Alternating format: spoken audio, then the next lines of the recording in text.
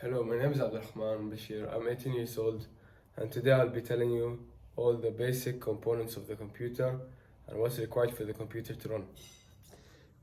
This right here is the motherboard. The motherboard acts as the central backbone of a computer, which other module parts are installed on, such as the CPU, the RAM, and hard disks. The RAMs, which are these, are usually placed here, but I removed them for the video. Without the motherboard, the computer will not work, neither run. There's a couple of main components on the motherboard. Here is the heatsink under it, which you cannot unscrew.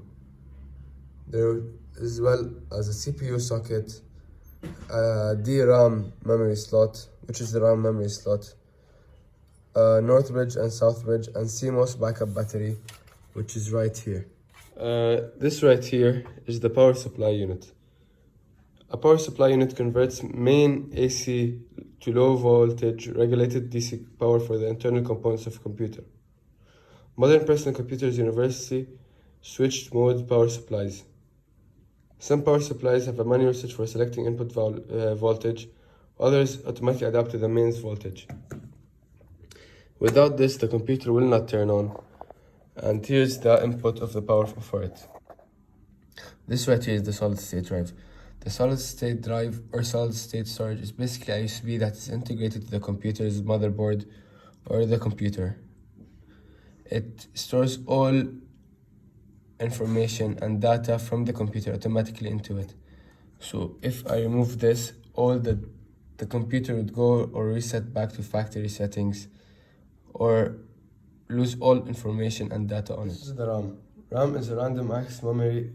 It's a form of computer memory that can be read and changed in any order, typically used to store working data and the machine code. This right here is the machine. RAM is measured in megahertz so that it can be compared to your processor's clock speed. The fan's main job is to cool down the PC and make it not overheat. In case the computer heats, it might ruin the whole computer and end up with a burning circuit or fried motherboard. And these right here are the video card fans. Video card, is also called as a graphics card, is an integrated circuit that generates the video signals into a computer display, which is a monitor or so on. It contains a graphical processing unit, which is also a processor dedicated to creating images. The graphics processing unit is specialized in an electronic circuit that accelerates the creation and rendering of images, videos, and animations, as well as games.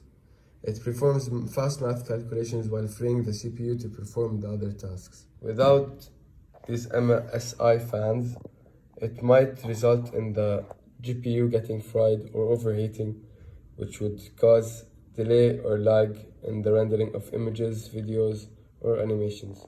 These right here are the most used input and output devices. The printer is an output device that is used to print documents seen on the computer screen. It turns visual code into physical, touchable, and readable paper. The keyboard is used to input data into the computer, which makes it an input device. The mouse lets us control the screen and decide where to press and what to do.